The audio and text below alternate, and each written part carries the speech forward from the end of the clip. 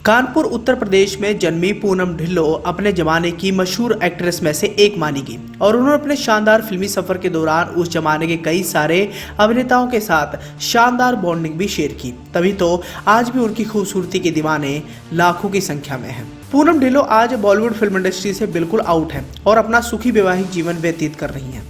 उम्र की बात करें तो इस समय उनकी उम्र 60 वर्ष की हो गई है, लेकिन इन्हें देखने के बाद आप भी इनकी उम्र का अंदाजा बिल्कुल भी नहीं लगा सकते हैं। यश चोपड़ा की फिल्म त्रिशूल इनकी डेब्यू फिल्म मानी जाती है, जिसे साल 1978 में रिलीज किया गया था। इस फिल्म को करने के बाद ये आने वाले समय में कई सारी बड़ी फिल्मों का हिस्सा बनी और इसी के साथ इन्होंने कई सारे अभिनेताओं के साथ स्क्रीन भी शेयर किया। पूनम ढिल्लो अपनी खूबसूरती की वजह से काफी ज्यादा चर्चाओं में रहती थी, तभी तो उनकी खूबसूरती के दीवानों की लिस्ट में कई सारे अभिनेता भी रहे। यहाँ हम आपको इस बात से भी रूबरू कराना चाहेंगे कि बॉलीवुड फिल्म इंडस्ट्री में उन्होंने महज 15 साल की उम्र में ही डेब्यू कर लिया था और उन्होंने अपने कमाल की खूबसूरती के चलते बहुत ही कम समय में बॉलीवुड फिल्म इंडस्ट्री में अपनी अलग व खास पहचान भी बना ली थी।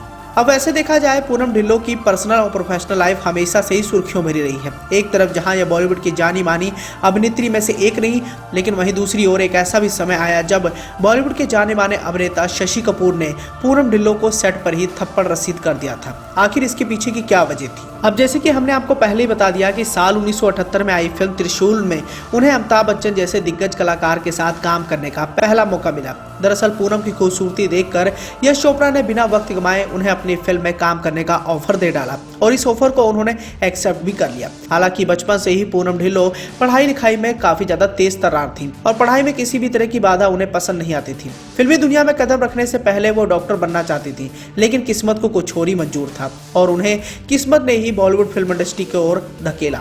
उन्हें यश चोपड़ा ने स्कूल के दिनों में ही फिल्म का ऑफर दे डाला था और बताया जाता है कि इस ऑफर को पहले पूनम ढिल्लो ने रिजेक्ट कर दिया था। हालांकि बाद में वो एक शर्त के साथ वह फिल्म में काम करने के लिए तैयार हो गई। उन्होंने निर्देशक के सामने यह शर्त रखी थी कि वो शूटिंग केवल स्कूल की छुट्टियों में ही करेंगी, क्योंकि वो अपना सारा फोकस पढ़ाई पर ही देना चाहती थी और आने वाले समय में वो डॉक्टर बनना चाहती थी। लेकिन बॉलीवुड फिल्म इंडस्ट्री में आकर उनका ये सपना पूरा नहीं हो पाया। वो बॉलीवुड की जानी मानी अभिनेत्री बन गई और वहीं दूसरी ओर उनका बड़ा सपना जो ये था डॉक्टर बनने का, वो सपना धरा का धरा रह गया।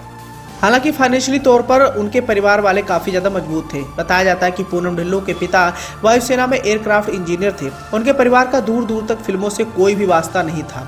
हालांकि किस्मत को कुछ और ही मंजूर था कि पूनम ढिल्लो बॉलीवुड फिल्म इंडस्ट्री में आ गई और इंडस्ट्री में आकर उन्होंने काफी नाम और शोहरत भी कमाया। हालांकि इसी दौरान पूनम ढिल्लो ने इस बात को भी कबूला था कि सेट पर बॉलीवुड के जाने माने अभिनेता शशि कपूर ने उन्हें थप्पड़ रसीद कर दिया था, लेकिन ये एक फिल्म का सीन था जिसके बारे में पूनम को कुछ भी नहीं बताया गया था। बताया जाता है कि यश चोपड़ा के एक्शन बोलते ही शशि कपूर ने उन्हें थप्पड़ जड़ दिया था। सीन रियल लगे इसलिए वो थप्पड़ भी असली था और पूनम भी इससे हक्की बक्की रह गई।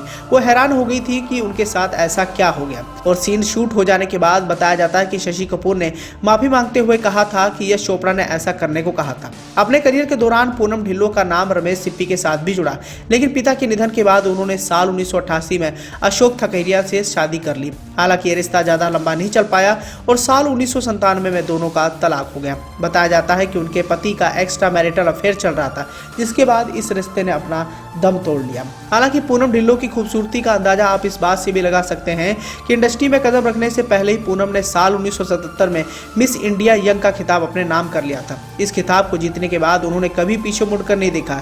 इसके बाद उन्हें कई सारी फिल्मों के ऑफर्स आने लगे और बताया जाता है कि आने वाले समय में उन्होंने कई सारी फिल्मों में ऐसी भूमिका पेश की जिस भूमिका के चलते आज भी वो बॉलीवुड फिल्म इंडस्ट्री की जानी मानी अभिनेत्री मानी जाती हैं।